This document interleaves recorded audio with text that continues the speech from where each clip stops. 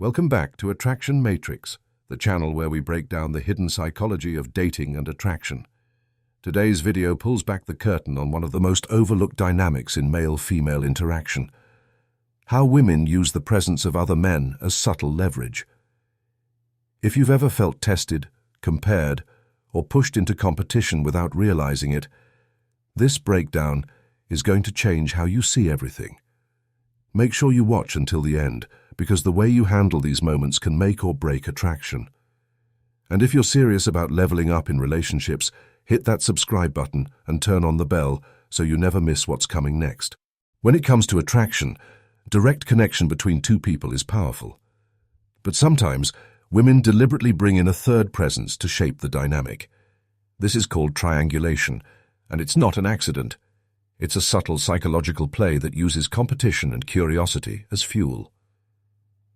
At its core, triangulation works by breaking the simplicity of a one-on-one interaction.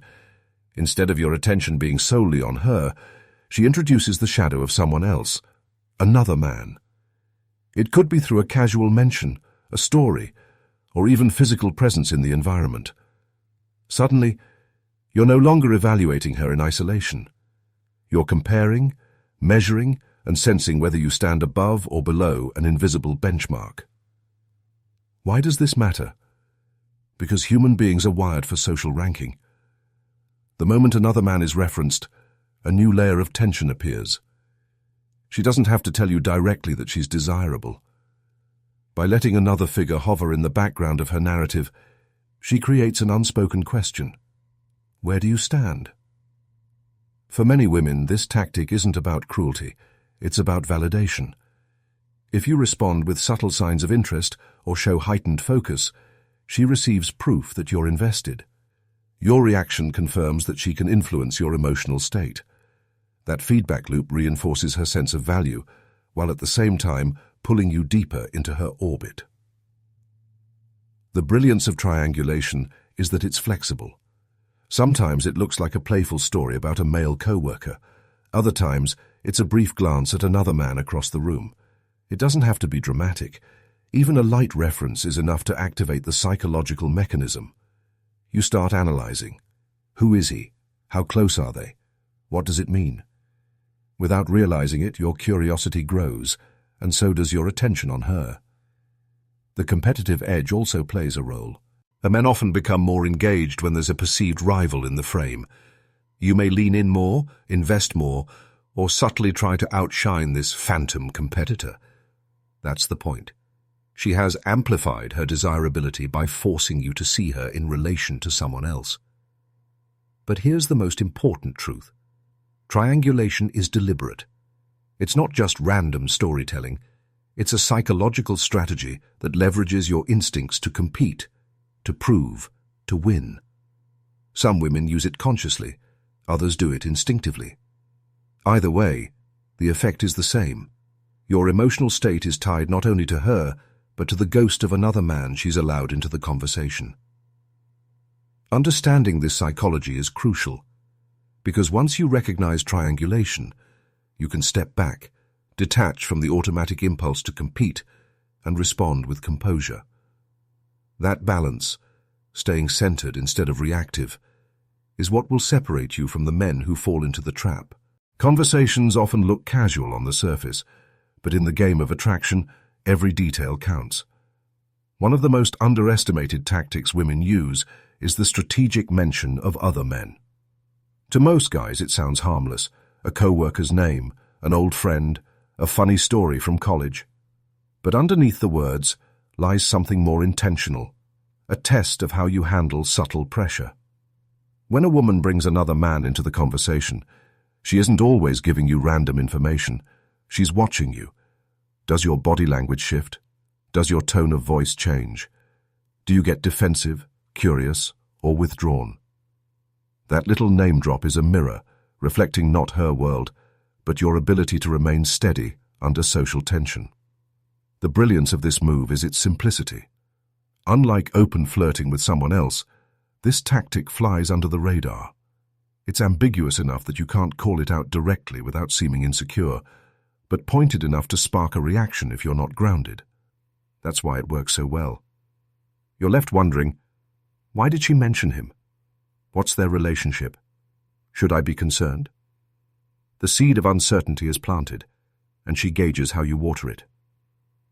This is where many men stumble. Some overcompensate, puffing up their own accomplishments to outshine the phantom competitor. Others shut down, withdrawing into silence. Both responses reveal a lack of composure, and that's the data she was searching for all along. So why do women do this? At its core, it's about screening for strength. A woman wants to know if you can handle the reality that she exists in a social world full of options. If a simple reference to another man rattles you, what happens when real challenges appear? If you stay calm, however, you communicate something far more powerful. Stability. You're not threatened by shadows, and that composure makes you stand out. It's important to remember that this doesn't always come from a manipulative place. Sometimes women reference other men naturally, as part of telling a story. But when the mention feels slightly charged, when her eyes flick toward you after saying his name, or when she lingers on unnecessary details, that's when it shifts from random chatter to deliberate framing. The correct move is subtle. Don't overreact. Don't overinvest. Acknowledge the story for what it is, respond lightly, then steer the conversation toward deeper ground. By doing so, you signal that her test hasn't thrown you off balance. You've absorbed the moment and remained composed. In essence, the strategic mention of other men isn't about them at all. It's about you. It's a quiet probe into your self-assurance. Handle it with ease, and you transform what could have been a trap into an opportunity to show your strength. Attraction doesn't exist in a vacuum. How we see someone is often shaped by the way others respond to them. This is where the principle of social proof enters the picture. When a woman is visibly admired by other men, her value in your mind tends to rise. Not because she has changed, but because your perception of her has been reframed. Psychologists have long studied this phenomenon. Humans are wired to take cues from the group. If many people approve of something, we instinctively assume it has merit. In the context of dating, this translates into what can be called value inflation. The more attention a woman receives, the more desirable she appears, even if nothing else about her has shifted. Think about it. You see a woman in isolation, and she might spark your interest. But when you see her in a social setting where men lean toward her, laugh at her jokes, or compete for her attention, something changes. The signal you receive is that she is rare, sought after, and in demand. That perception intensifies your own attraction, not because you've made a rational decision, but because your subconscious has processed the crowd's approval as evidence of her worth. Women understand this dynamic, whether consciously or instinctively. By placing themselves in environments where admiration is visible, a party, a workplace, even on social media, they magnify their perceived value. Every like, comment, or male interaction becomes part of the frame you see her through. She doesn't have to tell you she's attractive. The validation from others does the heavy lifting. This is not just about numbers, though. It's also about the quality of the attention. When the men around her seem confident, high status, or socially dominant, the effect on you is even stronger. It's not merely that she's being noticed, it's who is noticing her. That association plants the thought that she belongs in a higher tier of desirability. The danger here is subtle. Many men unconsciously slip into competition mode, trying harder to win her approval simply because they sense she already has options. This urgency can lead to chasing behavior, which ironically lowers your value in her eyes. She benefits from the inflation, while you risk eroding your own standing.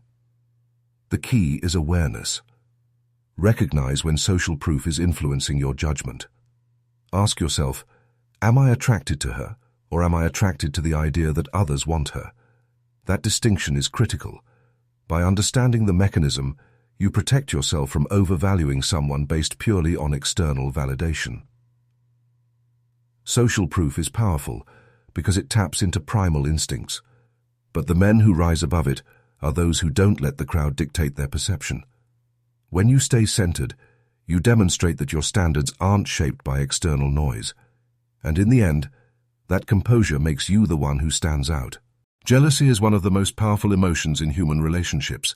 It operates beneath logic, beneath awareness, and often beneath your ability to control it. Women understand this, sometimes consciously, sometimes instinctively, and they know how to use it, not as a tool of rejection, but as a way to increase your emotional stake in them. Think about it. The moment you sense someone else might have access to her attention, something inside you sharpens. Suddenly her presence feels more urgent. The casual conversations become charged. You start to question whether you've been giving enough, whether you've been moving fast enough. That's not an accident. That's leverage. Jealousy works because it flips your perception of time. A connection that once felt open and infinite now feels limited, even threatened. By introducing micro moments of rivalry, whether through a smile at another guy, a subtle compliment about someone else, or even a delayed reply that hints she's busy, she creates scarcity. And scarcity always increases perceived value. But it's important to understand the nuance here. Most women don't want you to storm off in anger or accuse them of betrayal. They want the opposite, for you to step closer, to reassert your position, to invest more. That little spark of jealousy is meant to awaken urgency, not hostility. It's like adding spice to an otherwise predictable dish, just enough to remind you why it matters. The danger comes when men misunderstand this dynamic. Some overreact, showing possessiveness too soon. Others shut down, trying to appear unaffected. Both responses miss the point. What she's looking for is evidence that you're engaged, that you see her as worth competing for, even subtly. Handled well, jealousy can actually deepen attraction. When you register the signal, the key isn't to lash out or retreat, but to channel that energy into forward movement. Maybe it's making plans more decisively. Maybe it's showing more intent in your conversations. Or maybe it's simply letting her know, without neediness, that you notice her value. At its core, jealousy is less about her connection to other men and more about the mirror it holds up to you. It forces you to ask, do I want this enough to claim it? When she leverages jealousy, she's inviting you to answer that question with action, and the men who respond with composure, clarity, and confidence often come out ahead. Because here's the truth. Women don't want chaos. They want clarity. By nudging you with controlled doses of jealousy, they're not pushing you away.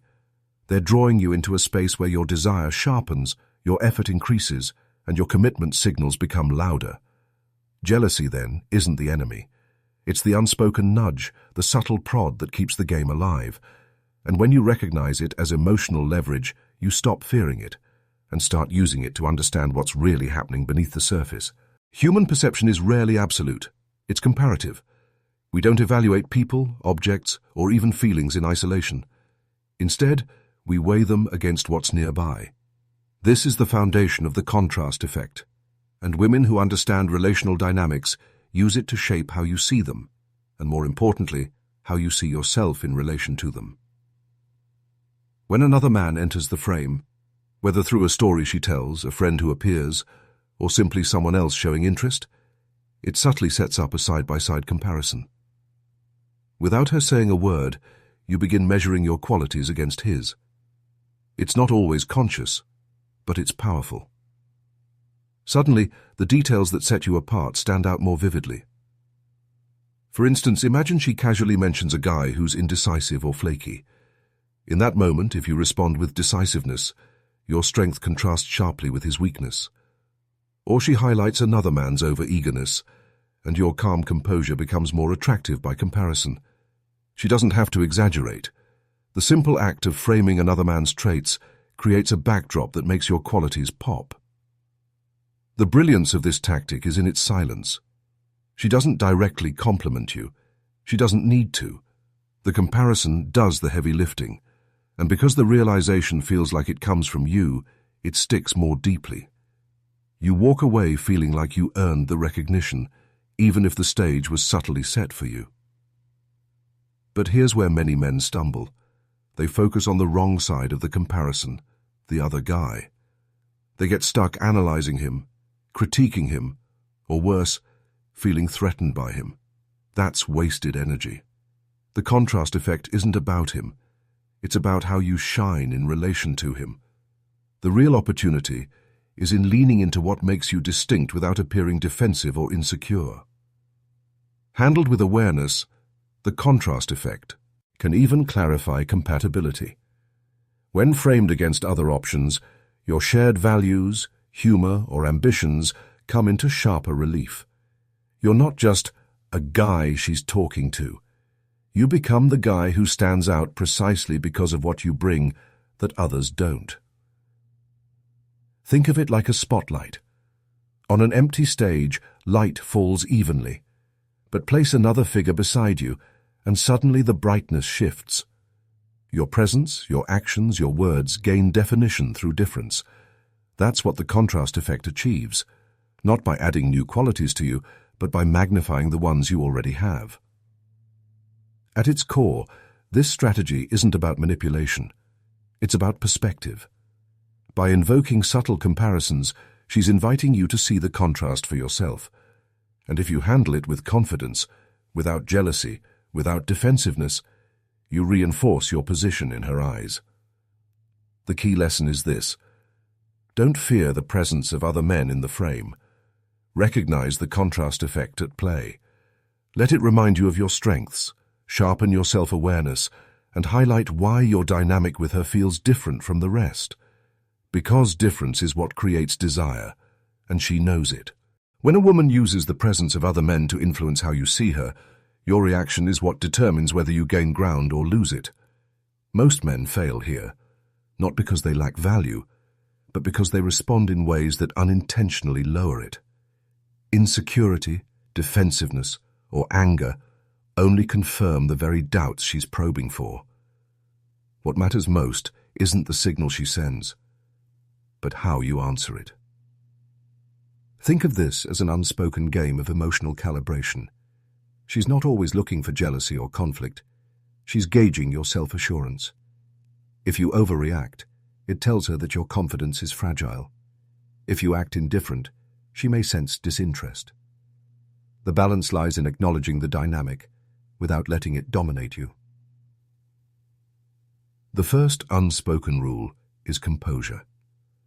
A calm, measured reaction communicates far more than any heated retort. If she name-drops another guy or points out his attention, resist the urge to compete verbally. Instead, lean on subtle cues, steady eye contact, relaxed body language, even a slight smirk. These signal that you're aware, but not unsettled. The second rule is redirection. Rather than dwelling on the third party, guide the conversation back to the connection between you and her. A light, playful comment can shift the spotlight. Sounds like he's got his own fan club, but you're here with me, aren't you? This isn't about ignoring the mention. It's about reframing it so the focus circles back to your dynamic. The third rule is contrast through action. While words can falter, your behavior creates the clearest message. If she's testing your response to another man's traits, embody the alternative without explanation. If he's portrayed as hesitant, show decisiveness. If he's overbearing, maintain calm assurance. You don't need to verbalize the comparison, she'll recognize it herself. Another critical rule is to avoid the trap of validation seeking. Many men try to reclaim their footing by fishing for reassurance. But you like me more, right? That only weakens the frame. The higher ground is to act as though her attraction is already understood, not negotiated. This creates a sense of inevitability rather than desperation.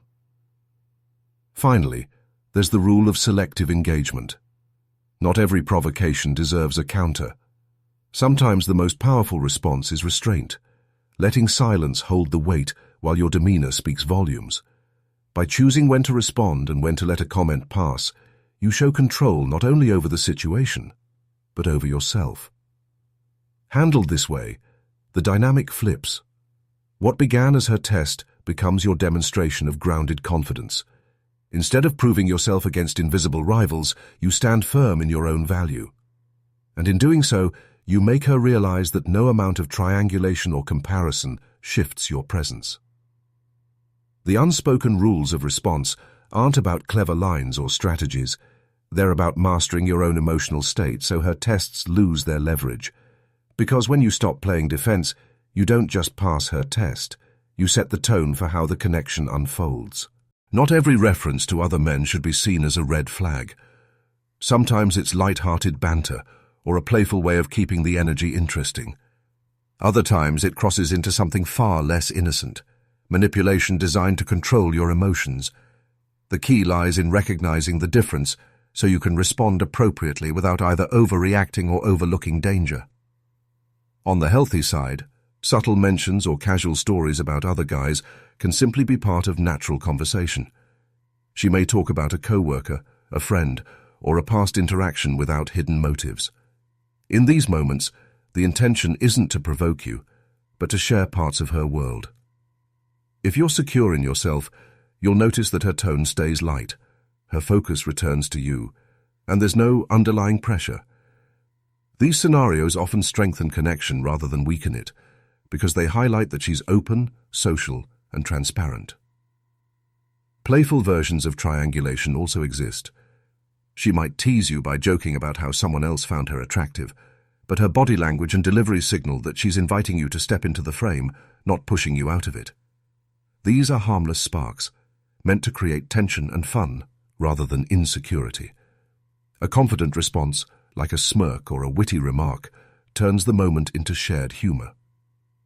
Manipulative dynamics, however, carry an entirely different texture. When a woman repeatedly highlights other men to unsettle you, diminish your confidence, or keep you chasing, it's no longer playful, it's a control tactic. You'll notice patterns, comparisons that leave you feeling less than, constant name drops that create doubt, or calculated displays of attention from others when you're present. Instead of enhancing attraction, these moments erode trust. The danger in manipulation is that it conditions you to compete for her validation. Over a time, you might find yourself working harder to prove your worth, while she uses the presence of other men as leverage to maintain power. This isn't just unhealthy, it's unsustainable. Relationships built on that kind of imbalance drain you emotionally and keep you reactive instead of grounded. So, how do you tell which side you're on? Pay attention to how you feel after the interaction. If her mention of another man leaves you amused, curious, or more engaged with her, it's likely playful. If it leaves you doubting yourself, questioning her intentions, or constantly on edge, the line has been crossed.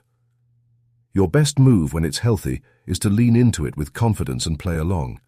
When it's manipulative, the smartest response isn't to fight for ground. It's to step back and assess whether this dynamic is worth your time. True connection doesn't require constant tests or games. It grows from mutual respect, not manufactured insecurity. Knowing the difference gives you freedom. You don't have to fear every mention of another man, but you also don't have to tolerate deliberate tactics that keep you small. Confidence isn't just about passing tests. It's about walking away from games that don't deserve you. Every test, every mention of another man, and every subtle attempt at sparking competition shares one common thread. It's all about the frame.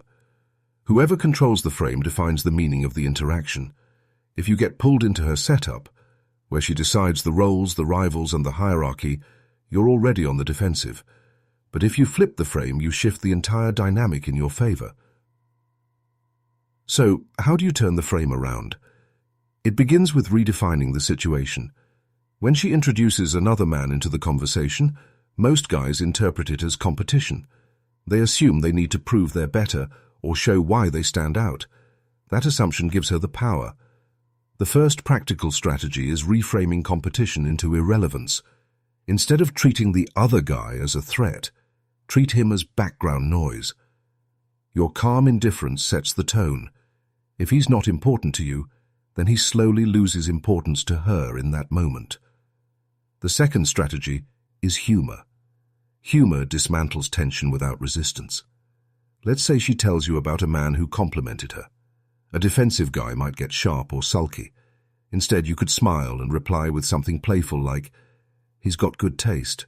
Finally, someone who agrees with me." Suddenly, the frame isn't about whether you measure up. It's about you two sharing the joke. By making her laugh, you position yourself as the source of fun, rather than the target of insecurity. Another powerful strategy is to redirect attention. When she tests you with comparisons, don't dwell in the narrative she's creating. Steer the interaction back to the bond between you. This doesn't mean ignoring what she said. It means acknowledging briefly, then shifting to something that reinforces your presence. For example, if she casually mentions another man's success, you could reply with a curious nod and then pivot. Intrit. Sting. Anyway, you mentioned earlier you're working on that project. How's that going? The transition subtly tells her that you're not invested in competing with shadows. You're invested in the moment with her. Fourth, use silence strategically. Most men rush to fill the space after a test, explaining themselves or defending their value. Silence flips the frame. When she waits for your reaction and you simply smile, hold her gaze, and let the pause linger, you communicate more than words ever could. You're showing that you don't feel the need to defend or compete. That poise creates curiosity. She begins to wonder why you're so grounded, and the focus shifts back onto her. Fifth, establish standards. Many women use triangulation not maliciously but habitually because it often works. When you demonstrate through action that you won't play along endlessly, you change the rules of engagement. For instance, if she repeatedly leans on jealousy tactics, you can calmly say, "If you're looking for competition, you're with the wrong guy. I don't chase." Delivered with confidence, not anger, this statement reframes the entire dynamic. You're not just reacting to her moves, you're defining the game itself. Another strategy is embodying contrast. Instead of verbally countering the qualities of other men she mentions, simply show the opposite through behavior.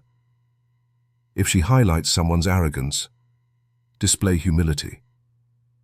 If she notes someone's wealth, show depth of character. Over time, she notices that your qualities stand on their own, independent of the comparisons she's attempting to construct.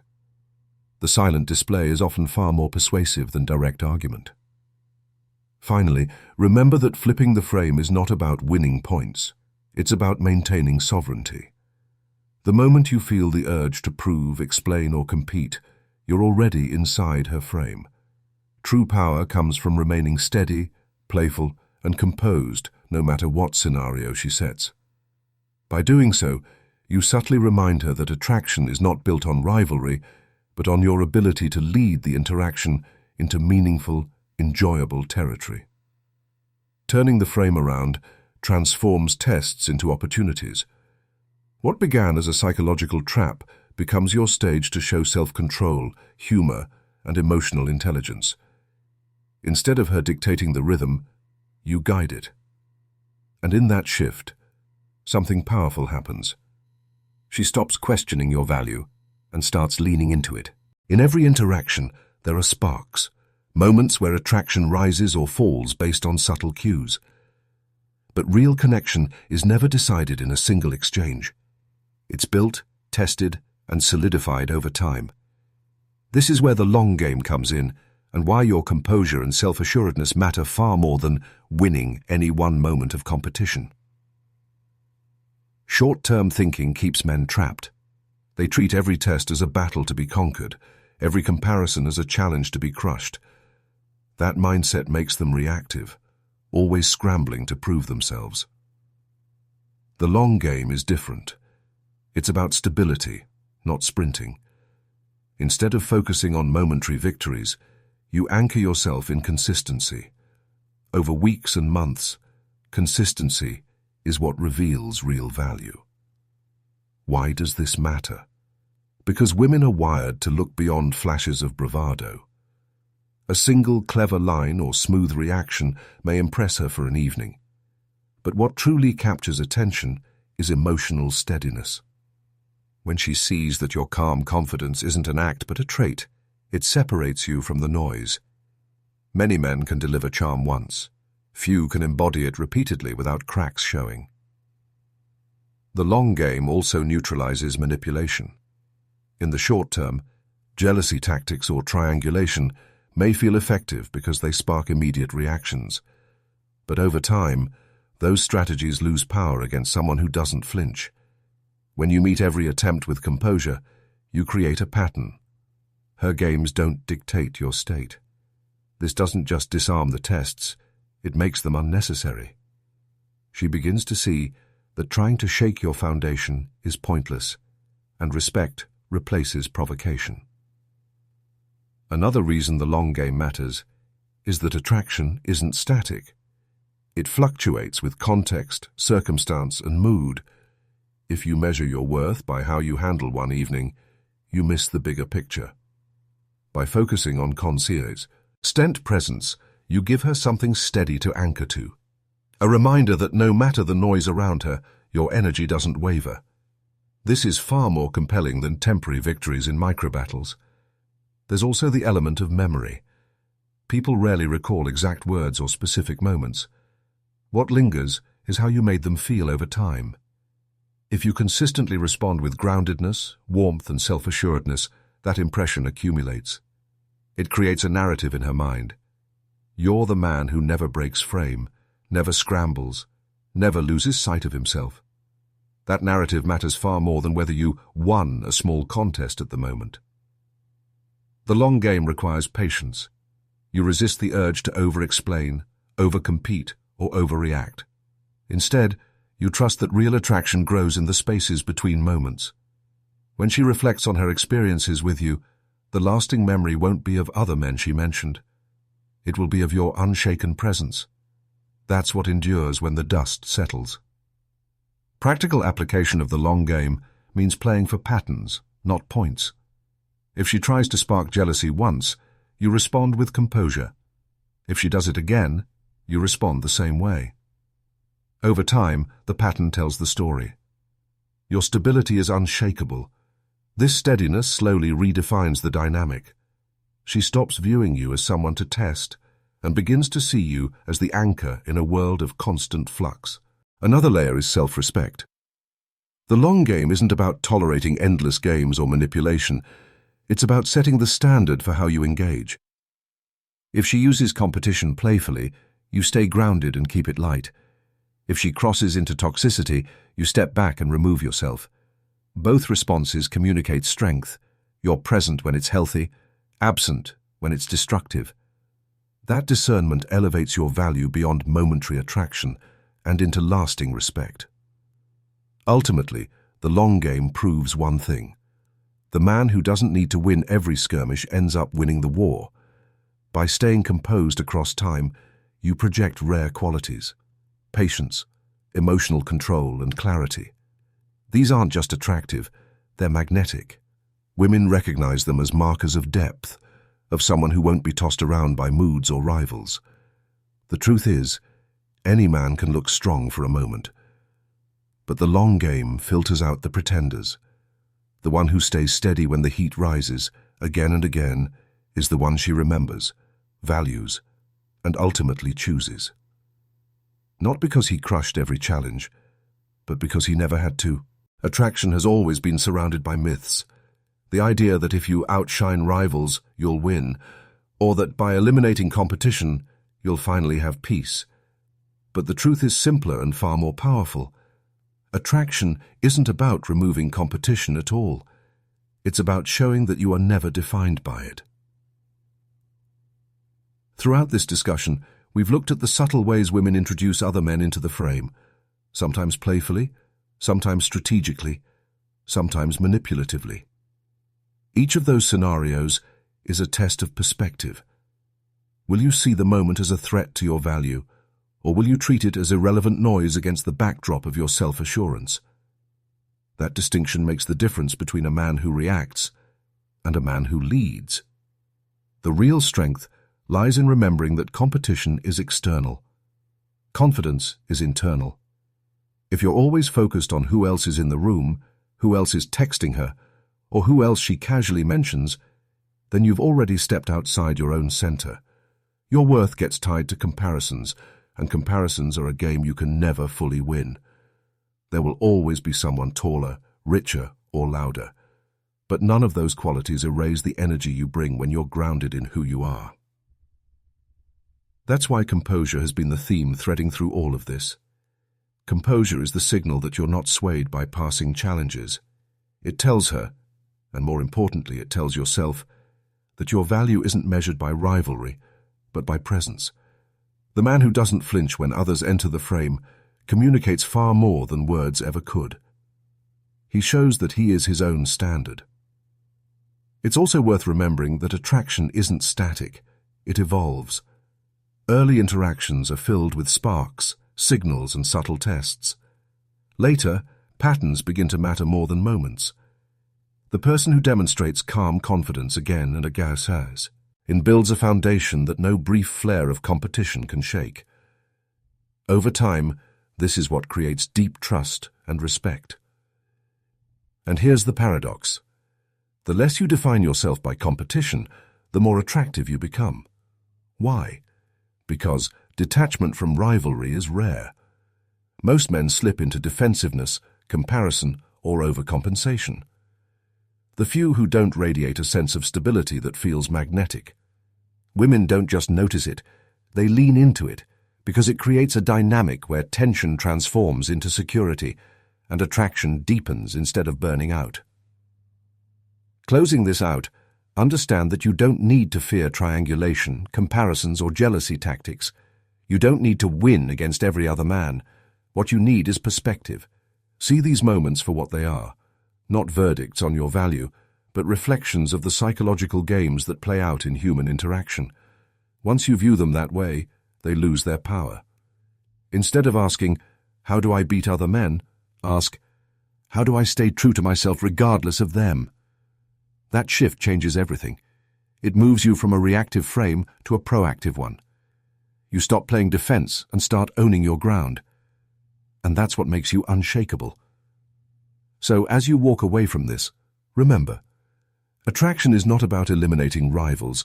It's about showing, through your composure, that rivals don't define you. It's not about silencing comparisons, but about living in such a way that comparisons become meaningless.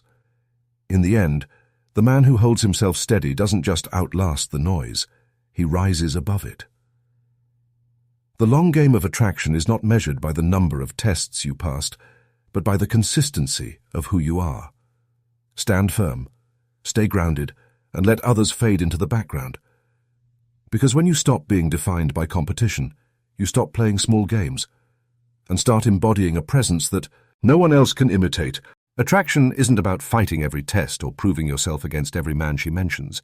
It's about showing that your value stands on its own, untouched by competition. If you found this video useful, drop a like, share it with someone who needs to hear this, and leave a comment on the chapter that hit you the hardest. And don't forget, real power in attraction comes from composure, not comparison. This is Attraction Matrix, and I'll see you in the next one.